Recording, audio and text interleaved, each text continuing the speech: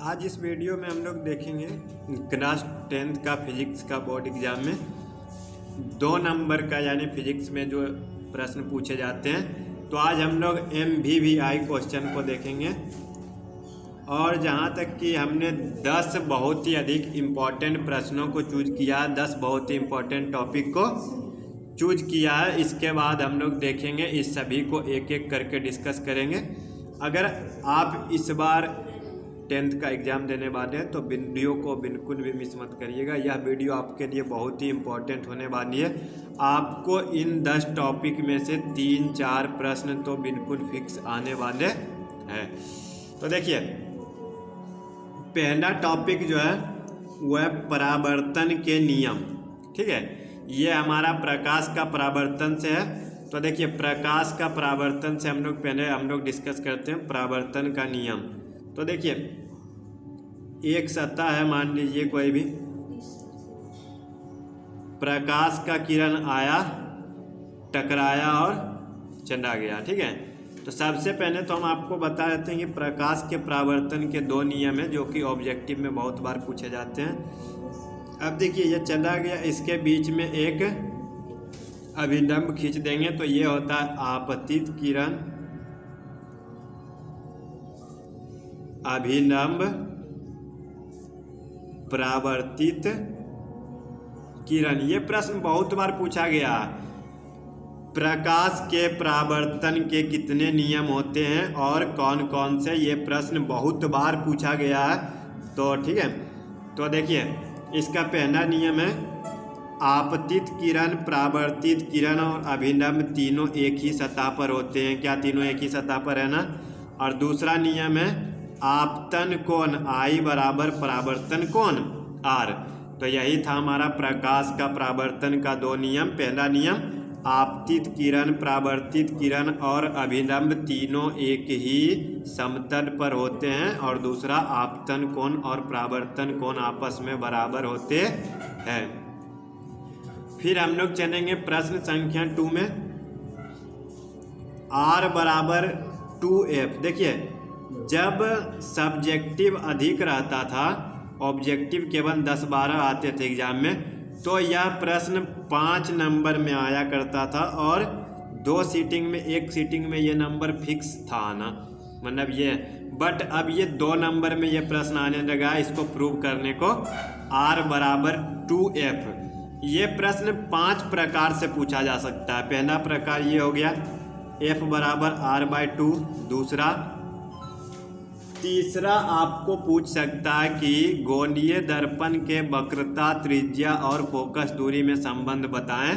ठीक है, चौथा, दिखाइए कि गोलीय दर्पण की वक्रता, त्रिज्या, फोकस दूरी की दुगनी होती है। और 5वां, दिखाइए कि गोलीय दर्पण की फोकस दूरी, वक्रता, त्रिज्या की आधी होती है। तो इसके लिए आपको स्पेशल एक वीडियो चैनल पे आज ही अपलोड हुआ है, आप उसको जाके देख लीजिए। ठीक है, बहुत ही अधिक इम्पॉर्टेंट क्वेश्चन ये भी है, बहुत ही अधिक MVVI प्रश्न है। अब नंबर 3 में देखिए, दर्पण का उपयोग। तीसरा टॉपिक जो है हमारा वो है दर्पण का उपयोग। तो देखिए, दर्पण का उपयोग यानी इसमें आपको जो है ऑब्जेक्टिव में भी इससे आपको 2 नंबर फिक्स होते हैं। आपको ऑब्जेक्टिव में भी यानी इससे 2 नंबर आराम से फिक्स आएगा। साइड मिरर में किसका उपयोग होता है, टॉर्च में किसका उपयोग होता है। तो आपको इस प्रकार से, ठीक है, आपको 2 नंबर ऑब्जेक्टिव में भी आएगा और हो सकता है सब्जेक्टिव में भी इससे आपको 2 नंबर का प्रश्न रहे।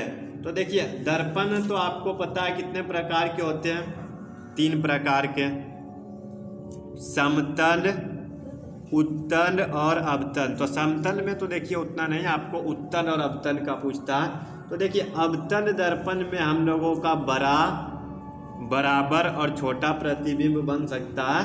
बट हमारा जो उत्तल दर्पण है, उत्तल दर्पण में हमारा बराबर या छोटा प्रतिबिंब भी बनता है, बड़ा कभी नहीं बनता। तो देखिए, अवतल दर्पण का उपयोग किस लिए हम कर सकते हैं। सबसे पहले देखिए, अवतल दर्पण का उपयोग दाढ़ी बनाने में, क्योंकि ये क्या बड़ा बनाता है हमारा फिगर को। दूसरा, डॉक्टर जो है देखने में करता है, आँख नाक कान गला चेक करने में। टॉर्च में, हेडलाइट में, सर्च लाइट में, ठीक है। इन सभी, फिर सौर भट्ठी में जो हमारा ऊर्जा को जमा करने में होता है, ये सभी में क्या होता है, अवतल दर्पण का उपयोग होता है। ये सभी में क्या होता है, अवतल दर्पण का उपयोग होता है। और उत्तल दर्पण का देखिए जो सबसे हमारा इम्पोर्टेंट उपयोग है उत्तल दर्पण का, तो वो होता है साइड मिरर के रूप में, ठीक है। यानी जो गाड़ी में साइड मिरर होता है। और सबसे अधिक ज़्यादा पूछे जाने वाला प्रश्न देखिए, इसमें यही 3 होता है, साइड मिरर या डॉक्टर चेक करने में किसका उपयोग करते हैं, या आपका हेडलाइट में कौन सा दर्पण का उपयोग होता है। तो देखिए साइड मिरर में उत्तल दर्पण और बाकी दाढ़ी बनाने में डॉक्टर। देखिए दाढ़ी को हजामती भी बोलते हैं, आपको ये भी लिखा रहेगा हजामती में किस दर्पण का उपयोग होता है। तो हजामती में भी हमारा क्या होता है, अवतल दर्पण का उपयोग ही होता है, क्योंकि अवतल दर्पण एकमात्र ऐसा दर्पण है जिसमें कि बड़ा प्रतिबिंब बन सकता है। देखिए इससे आपका और भी कई प्रकार के प्रश्न हो सकते हैं, जैसे ऐसा कौन सा दर्पण है जिससे बड़ा प्रतिबिंब प्राप्त हो सकता है, तो वो अवतल ही है, ठीक है। छोटा अवतल और उत्तल दोनों में हो जाएगा, और अगर बराबर की बात हो तो अवतल, उत्तल और समतल तीनों में हो जाएगी, ठीक है। तो देखिए हमने तीसरा टॉपिक भी कवर कर लिया, परावर्तन के नियम, R = 2F, दर्पण का उपयोग। अब हम लोग चलेंगे 4th टॉपिक में, ओम का नियम। तो देखिए ओम का नियम क्या है, यानी इसको प्रतिरोध बोलते हैं, यानी प्रतिरोध बोलिए या तो ओम का नियम, ठीक है। तो देखिए सबसे पहले हम लोग जानते हैं कि ये प्रतिरोध क्या है, ठीक है। प्रतिरोध क्या है, तो देखिए किसी भी चालक तार में, किसी भी तार में किसी भी पदार्थ का हुआ गुण जो उससे होने वाले विद्युत प्रवाह को विरोध करता है, रोकता है, प्रतिरोध उत्पन्न करता है, तो उसी को बोलते हैं क्या, प्रतिरोध। उसी को क्या बोलते हैं, प्रतिरोध। उसके बाद देखिए प्रतिरोध का अगर आपको पूछा जाए तो प्रतिरोध बराबर होता है विभवांतर बटे विद्युत धारा, यानी R = V/I, R = V/I। तो इसका देखिए इसका जो SI मात्रक होता है वही होता है ओम, ठीक है, जिसको इस तरह से लिखते हैं। इसका एक और SI मात्रक होता है वोल्ट प्रति एम्पियर। तो ये सभी आप SI मात्रक को बिल्कुल रट जाइए, आपको 5 नंबर ऑब्जेक्टिव में फिक्स से SI मात्रक आना है। तो SI मात्रक ओम। अगर आपको पूछे प्रतिरोध के जगह प्रतिरोधकता का SI मात्रक, तो प्रतिरोधकता का हो जाता है ओम मीटर, ठीक है, ओम मीटर। अब देखिए इसमें एक और, यानी इसका जो इसी से जुड़ा हुआ एक और इम्पोर्टेंट टॉपिक है, प्रतिरोध निर्भर किस पे करता है, और ये भी बहुत बार पूछा गया टॉपिक है, प्रतिरोध किस पर निर्भर करता है। तो देखिए मान लीजिए हमारा एक तार है इस तरह का, ये क्या एक चालक तार है,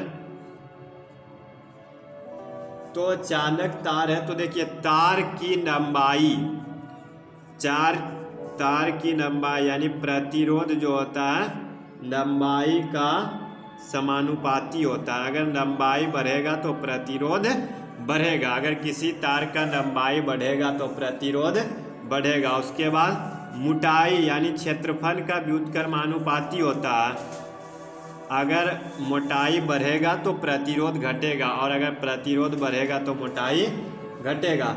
तीसरा होता है चालक का पदार्थ पर, यानी हर पदार्थ का अपना अलग अलग प्रतिरोध होता है, ठीक है।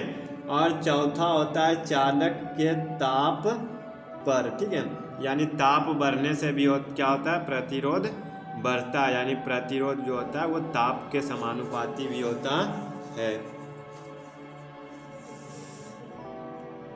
तो देखिए यानी क्या हो गया, R बराबर N बटे मतलब R समानुपाती N बटे A। तो अगर समानुपाती को हटाते हैं तो एक मान लीजिए समानुपाती को हटाते हैं तो एक ये नियतांक लेते हैं जिसको बोलते हैं रो, ठीक है, इसको बोलते हैं RH0 रो। और यही जो रो है, यही हमारा जो रो है P बराबर RA बटे N, इसी को बोलते हैं प्रतिरोधकता। प्रतिरोधकता देखिए इसका कैसे निकलेगा, देखिए R क्या है, R का प्रति SI मात्रक ओम, एरिया का मीटर स्क्वायर और लंबाई का मीटर कट गया तो ओम मीटर। तो देखिए इसमें हमने आपको बहुत सारे टॉपिक को कवर कर दिया। प्रतिरोध, उसका फॉर्मूला, प्रतिरोध का दो SI मात्रक, प्रतिरोधकता का SI मात्रक, प्रतिरोध किस पर निर्भर करता है। अगर आप इन सभी टॉपिक को अपने दिमाग में रखते हैं, आपका इससे 5 नंबर फिक्स है आना। अगर नहीं आए 5 नंबर का प्रश्न इससे, तो आप हमको एग्ज़ाम के बाद बोलिएगा कि आपका ये प्रतिरोध का टोटल टॉपिक जिसने बताया था उनसे 5 नंबर नहीं आया। तो चलिए प्रतिरोध के बाद देखिए हमारा जो टॉपिक है 5वां जो है वो ग्रीन हाउस गैस। तो चलिए इससे रिलेटेड आप हम देखते हैं ग्रीन हाउस गैस। तो देखिए सबसे पहले तो हम लोग ये जानेंगे कि ग्रीन हाउस गैस किसको कहते हैं। तो ग्रीन हाउस गैस बोला जाता है कार्बन डाइऑक्साइड को। ग्रीन हाउस गैस बोला जाता है CO2 को, यानी कार्बन डाइऑक्साइड को। अब देखिए इससे रिलेटेड ऑब्जेक्टिव हम लोग देखेंगे, ठीक है। ग्रीन हाउस गैस आपको देखिए इस तरह से पूछ सकता है ग्रीन हाउस गैस कौन से हैं और उसके क्या प्रभाव होते हैं।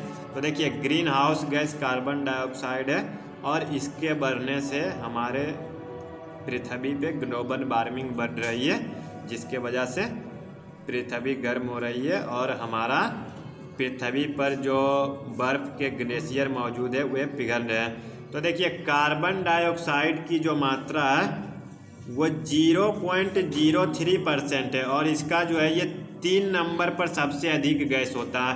78% नाइट्रोजन, 21% ऑक्सीजन, 0.03% हमारा होता है CO2।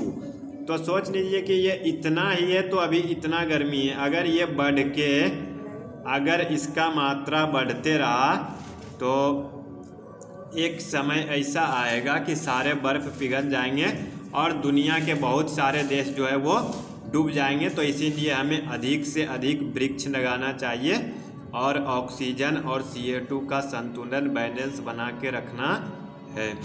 फिर आगे हम लोग देखेंगे 6 नंबर में इंद्रधनुष। देखिए इंद्रधनुष के लिए भी एक स्पेशल वीडियो बनाया गया है, फिर भी हम आज चलिए डिस्कस करते हैं इंद्रधनुष। ये प्रश्न भी बहुत बार पूछा गया, ठीक है। सबसे पहले तो देखिए ऑब्जेक्टिव देखते हैं कि ऑब्जेक्टिव किस प्रकार से पूछा जा सकता है। इंद्रधनुष के पट्टी में सबसे ऊपर का रंग कौन सा होता है, तो ऊपर का रंग होता है लाल और सबसे नीचे का होता है बैंगनी। इसके लिए देखिए हमने आपको एक ट्रिक भी बताया था, बी ग्योर, ये उल्टा चलता है, ये ऊपर है और ये नीचे होता है, यानी सबसे ऊपर रेड, ठीक है, फिर ऑरेंज, उसके बाद yellow, green, blue, indigo, violet. अगर हिंदी पूछा जाए तो बैगनी, जामुनी, नीला, हरा, पीला, नारंगी और लाल। तो ये है हमारा सूर्य के प्रकाश में उपस्थित 7 रंग। अब देखिए हमारा जो मेन टॉपिक है इंद्रधनुष क्यों बनता है या इंद्रधनुष कैसे बनता है। देखिए जब आपको ये एक बात पता होगा, जब श्वेत प्रकाश को अगर हम लोग प्रिज्म से गुजारते हैं तो ये 7 रंग में बन के निकलता है।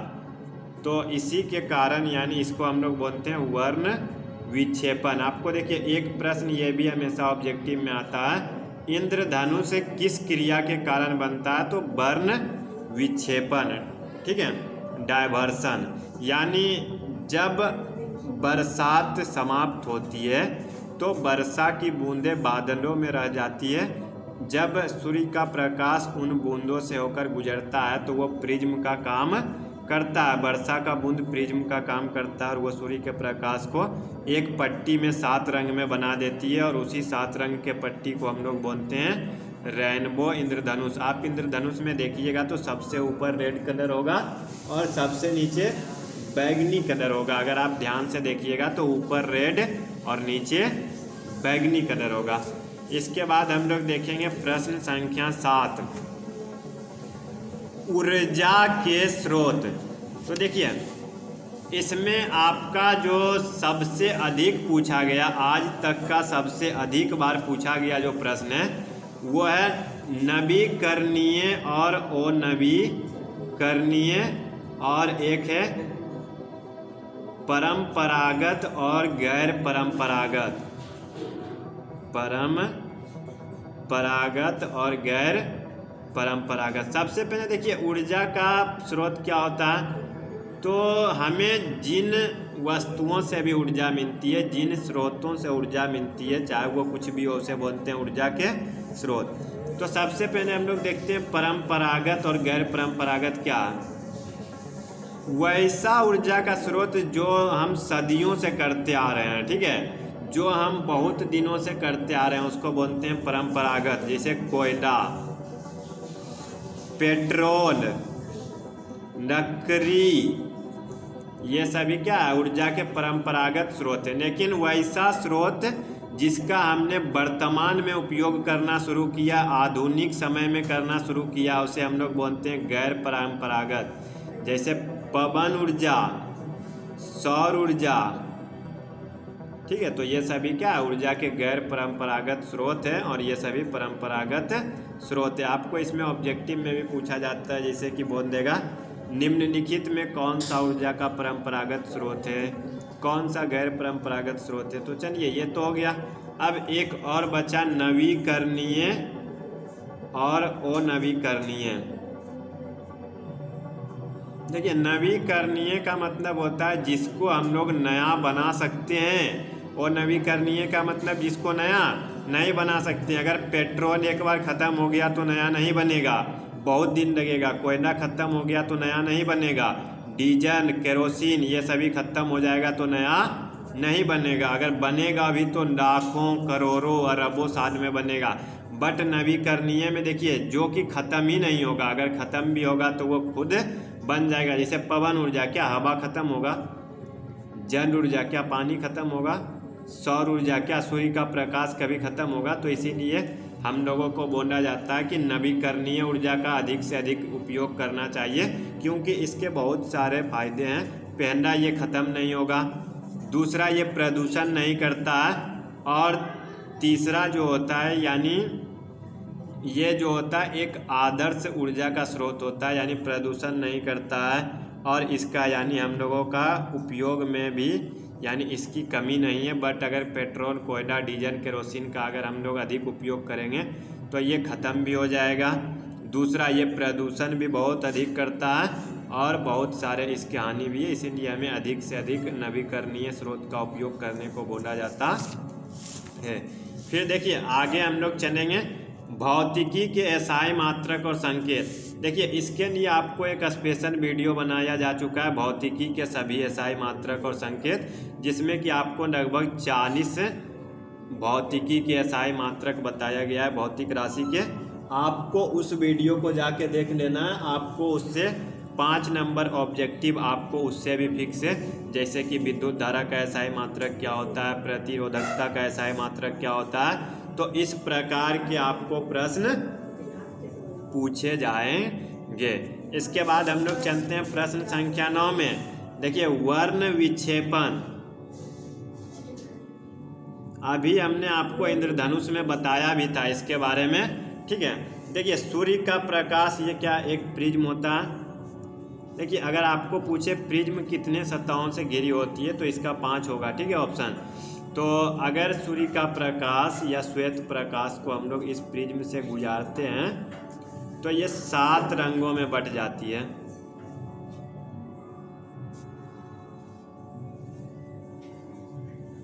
जिसमें कि अभी हमने आपको बताया था कि ये विविग्योर, ठीक है, यानी इस प्रकार से बट जाती है और ये पर्दे पर एक पट्टी के रूप में बनती है, जिस पट्टी को बोलते हैं स्पेक्ट्रम। ये वाला भी प्रश्न बहुत बार पूछा गया, स्पेक्ट्रम क्या है, ठीक है।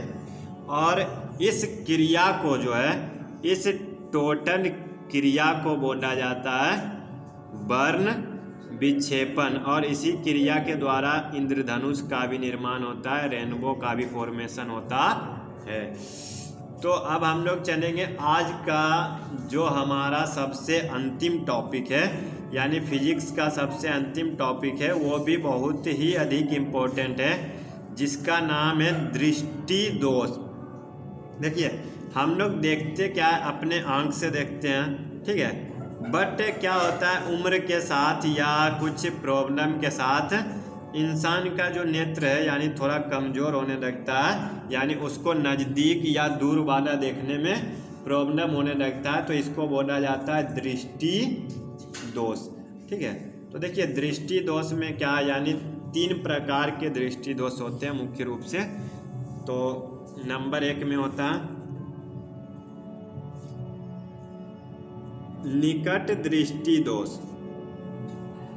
नंबर 2 में होता है दूर दृष्टि दोष, और नंबर 3 में होता है जरा दूरदर्शिता, ठीक है। तो देखिए सबसे पहले निकट वाला में जो है इंसान को दूर का नहीं दिखता, दूर वाले में निकट का नहीं दिखता, और इसमें दोनों देखने में प्रॉब्लम होता है, ठीक है। तो इसका देखिए उल्टा चलता है नाम के अनुसार। निकट दृष्टि दोष में आदमी को निकट वाला नहीं दिखना चाहिए था, बट आदमी को निकट वाला दिखता है, दूर वाला नहीं दिखता। दूर वाले में दूर का दिखता है, निकट वाला नहीं दिखता, और जरा दूरदर्शिता में दोनों हो जाता है। तो देखिए सबसे पहले हम इसका कारण जानेंगे, इसका कारण क्या है। तो देखिए निकट दृष्टि दोष का कारण जो है नेत्र गोलक का लंबा हो जाना, यानी हमारे आँख का जो नेत्र गोलक होता है वो लंबा हो जाता है, और दूसरा कारण है कि नेत्र लेंस का अधिक मोटा हो जाना, ठीक है, जिससे उसकी फोकस दूरी कम हो जाती है। तो ये था हमारा कारण। अब हम लोग देखेंगे उसका उपचार क्या है। तो देखिए उसका उपचार यही है कि इसमें जो होता है निकट दृष्टि दोष में अवतल लेंस का उपयोग करते हैं, अवतल या अपसारी, अवतल या अपसारी लेंस का उपयोग करते हैं। तो देखिए और दूर दृष्टि दोष में क्या होता है उत्तल या अभिसारी का उपयोग करते हैं। और इसका देखिए कारण क्या है, ये उसका जस्ट ऑपोजिट कारण है, यानी इसका दोष का जो कारण है इसमें नेत्र गोलक छोटा हो जाता है या नेत्र लेंस पतला हो जाता है, ठीक है। उसके बाद हम लोग चलेंगे जरा दूरदर्शिता। ये देखिए बहुत अधिक होता है बूढ़े लोगों को, जिससे कि होता क्या है ना, आँख में एक पेशियाँ होती है सिलियरी पेशियाँ, जो कि निकट और दूर वाले को कंट्रोल करता है, बस धीरे धीरे ये काम करना कम कर देता है, जिसके वजह से देखने में प्रॉब्लम होता है। तो इसके लिए बाइफोकल लेंस का उपयोग करते हैं, यानी 2 लेंस को लगा के। अब देखिए हमने 10 टॉपिक देख लिया, बट ये दोनों अभी ख़त्म करने से पहले हम आपको एक बहुत ही बड़ा आपका क्या होता है कन्फ्यूजन दूर करने वाले हैं कि निकट दृष्टि दोष और दूर दृष्टि दोष में आपको ये कन्फ्यूजन हमेशा रहता है कि अवतल लेंस लगाएं या उत्तल लेंस लगाएं। आप कितना भी याद करते हैं फिर भी अपने ज़िंदगी में इस प्रश्न से कन्फ्यूज हर कोई है, ठीक है। तो देखिए कन्फ्यूज होने की बिल्कुल भी बात नहीं है। अगर आप भूल गए ना तो आप कहीं पे लिखिए निकट और दूर, अपने पेज में लिख लीजिए, और फिर लिखिए उत्तल और अवतल। देखिए निकट का शब्द दूर से बड़ा है, यानी निकट में 3 वर्ड है, दूर में 2 वर्ड है, उत्तल में 3 वर्ड है, और अवतन में 4 वर्ड है। तो आपको सिर्फ इतना याद रखना है, बड़ा का बड़ा, छोटा का छोटा, यानी 2 का 3, 3 का 4, ठीक है। यानी बड़ा वर्ड के लिए बड़ा वर्ड, छोटा वर्ड के लिए छोटा वर्ड, यानी निकट के लिए अवतन डेंस और दूर के लिए उत्तन डेंस। अगर आप इस प्रकार से याद करते हैं तो आप कभी भी नहीं भूलेंगे। अगर इस प्रकार से आप याद करते हैं तो कभी भी नहीं भूलेंगे। और इंग्लिश में भी देखिए ये काम हो जाएगा, कॉनकेव यानी बड़ा के लिए बड़ा और छोटा के लिए छोटा, क्योंकि देखिए उत्तन में 1 वर्ड कम है, वो अवतन में 1 वर्ड अधिक है। तो बड़ा के लिए बड़ा और छोटा के लिए छोटा। आप अगर इस ट्रिक को सिर्फ याद रखते हैं तो आपको उत्तन या अवतन डेंस का उपयोग या उसके अंग्रेजी मीनिंग में कभी भी कोई समस्या नहीं होने वाली है। तो देखिए ये था आज का हमारा फिजिक्स का शॉर्ट टाइप सभी इम्पोर्टेंट क्वेश्चन आपका। इसमें से देखिए अब हम इतना तो नहीं बता सकते हैं कि आएगा ही आएगा, बट जहाँ तक कि एक बहुत अधिक बहुत बड़ी पॉसिबिलिटी होती है, 90% पॉसिबिलिटी है कि आपका लगभग 50% क्वेश्चन इतने से आएगा, ठीक है। तो आप इस वीडियो को अपने मित्रों के साथ शेयर करें जो इस बार एग्ज़ाम देने वाले हैं। बहुत अधिक इम्पोर्टेंट होने वाली है ये वीडियो, कहीं बाद में आपको पछताना ना पड़े कि वीडियो को छोड़ के बाद में जब एग्ज़ाम हो जाए तो आपको लगे कि अगर ये वीडियो देख लेता तो आज सारा प्रश्न बन जाता, ठीक है। तो इसे शेयर करिए, अगर पसंद आई है तो एक लाइक करें। मिलते हैं नेक्स्ट वीडियो में, धन्यवाद, जय हिंद।